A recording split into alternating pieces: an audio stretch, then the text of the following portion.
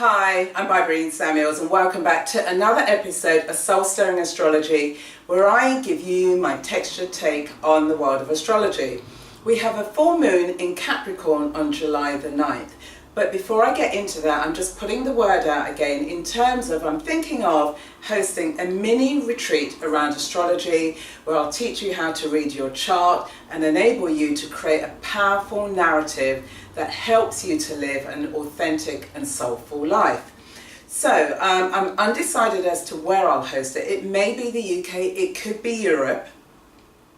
So if you're interested, say yes, or I'm interested, put it in the comment box below. I've got two other options as well. If, for example, you're unable to come to Europe, but or the UK, but you have a group of friends wherever you are in the world and would be interested in me bringing the retreat to you, then feel free.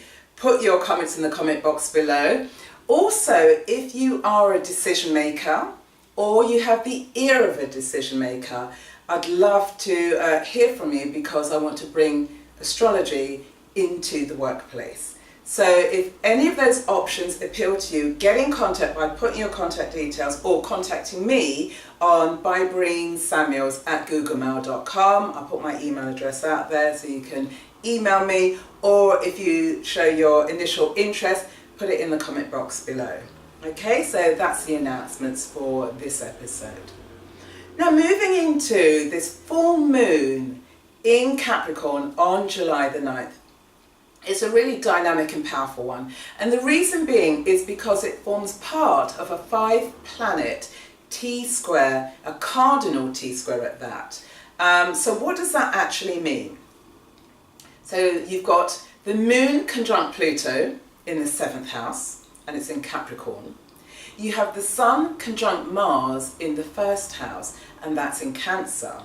And then you have those two sets of planets focusing, they're forming a T square with Jupiter in Libra in the 4th house. So we've got this dynamic of the 1st, 4th and 7th house. It's cardinal, so this is about dynamism, this is about taking action, it's very action orientated. It's a time actually whereby whatever ideas you have, it's time to action them. Cardinal is about let's get it moving, it's very, it starts with Aries. It's about taking action, moving forward with confidence and with clarity.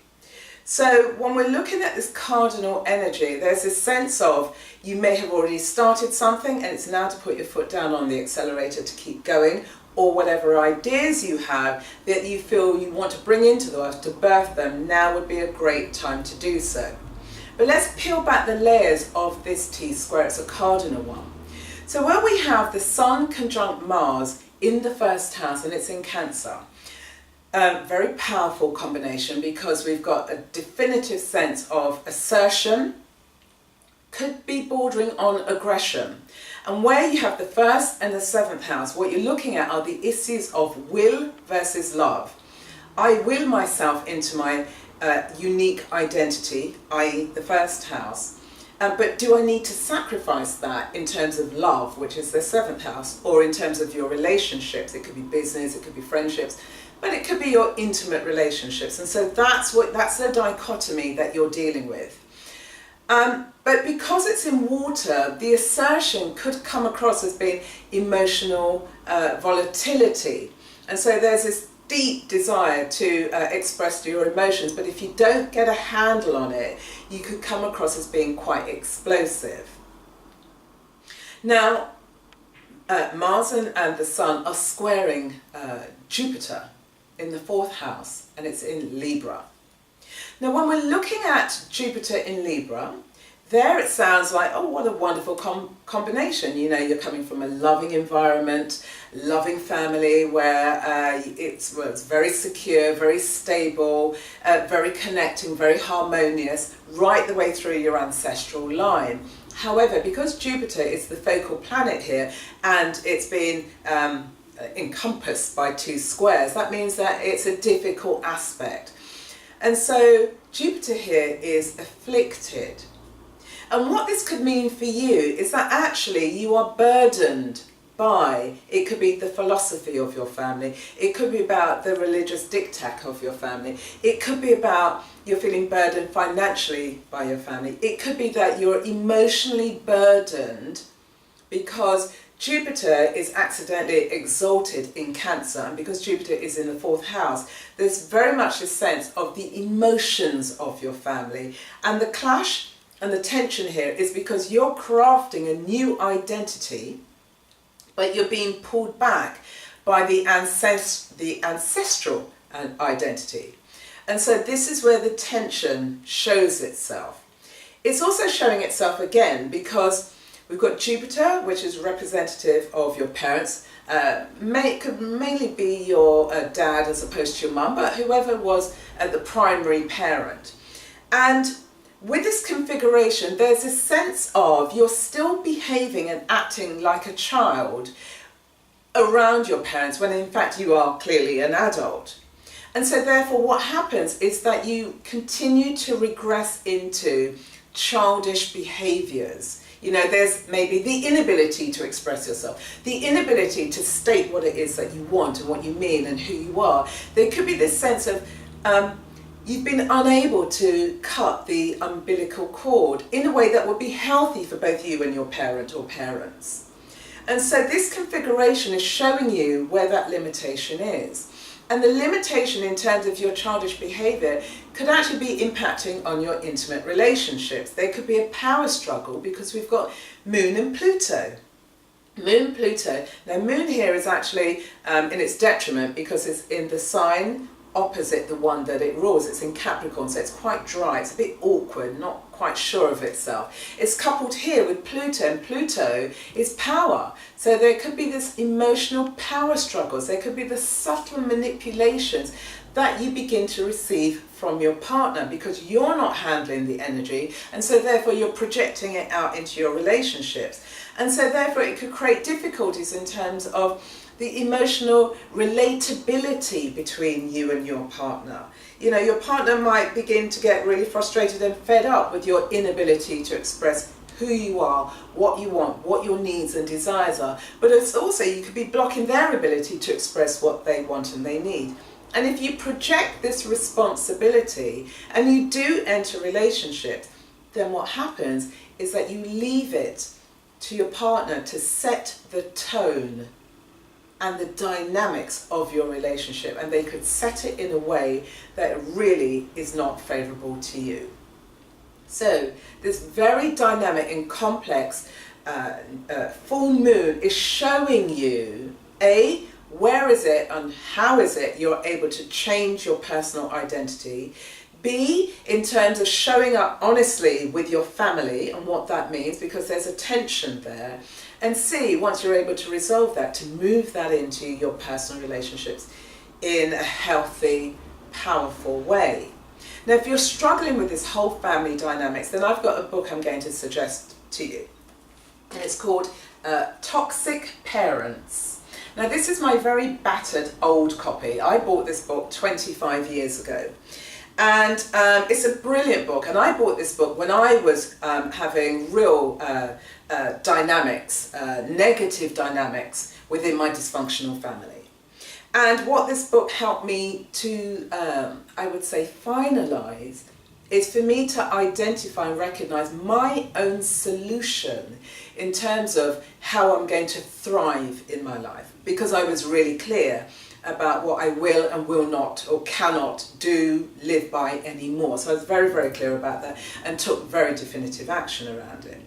Now, the book is called Toxic Parents, but actually you can apply it to all types of relationships. In my situation, it was more with my siblings, but it could be, with your dad or with your mum, or it could be, with your boss, or it could be with your friends. Whatever the relationship is, and you find that it's toxic and you're not truly being yourself, then Toxic Parents, which is written by Dr. Susan Forward, is a brilliant book to maybe ignite some thoughts around how you're able to navigate a true path that will enable you to breathe, to be relaxed, but to be true to who you are.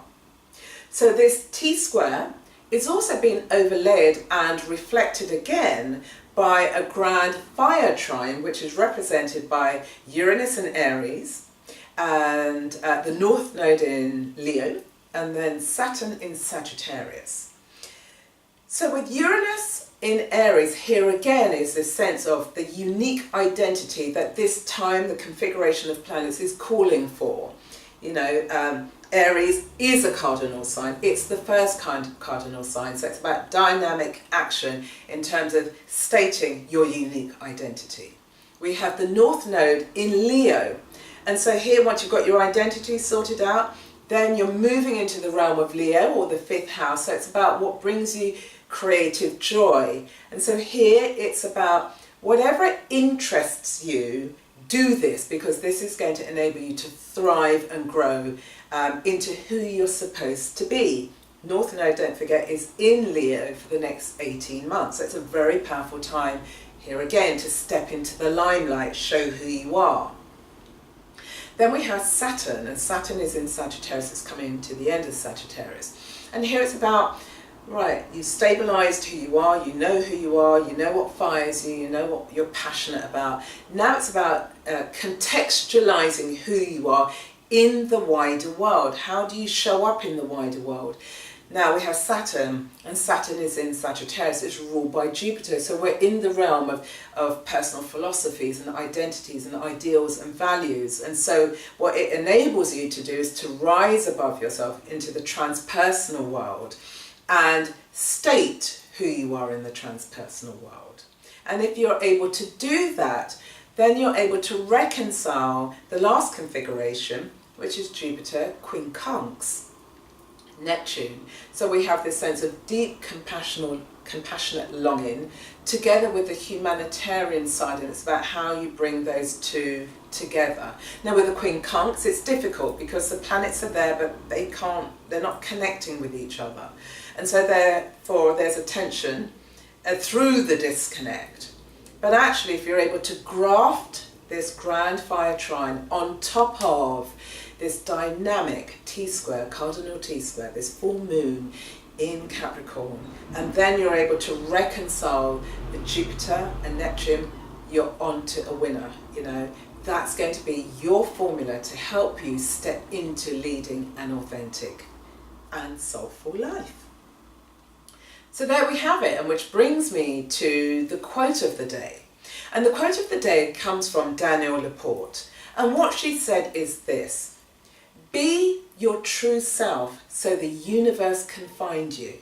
Isn't that beautiful? You know, if you're always hiding and concealing and pretending and being deferential to other people's version of who you are, then you are stunting your communication with the universe.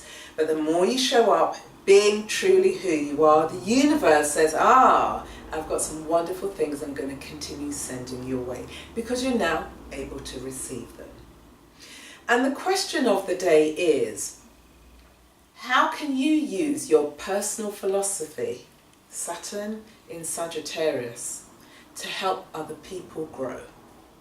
As always, beautiful people, put your comments, your answers, suggestions in the comment box below. As always, I love to connect with you. I love going back and forth with you, hearing where you are on your journey. So please, let's continue our beautiful dialogue as new friends, older friends, coming into this wonderful community. Thank you for participating. Thank you for supporting me. I really value it. I love sharing astrology with you. Astrology really is something, it's one of my pillars for my life, and I love sharing it with you. So if you have, as I said, going back to the offers, if you're interested in the mini retreat, be it here in Europe and the UK or wherever you are in the world, or if you are a decision maker or somebody who has the ear of a decision maker, get in touch with me at bybreensamuels@googlemail.com and let's talk. I'd love to hear from you. And also, if you want to follow me on any other social media, I'm quite active on Instagram and Twitter, then find me at bybreensamuels. Until then, beautiful people, have a wonderful time really getting to grips with yourself and what this full moon signature has to offer you. Until then, I'll see you again on the next episode. Bye.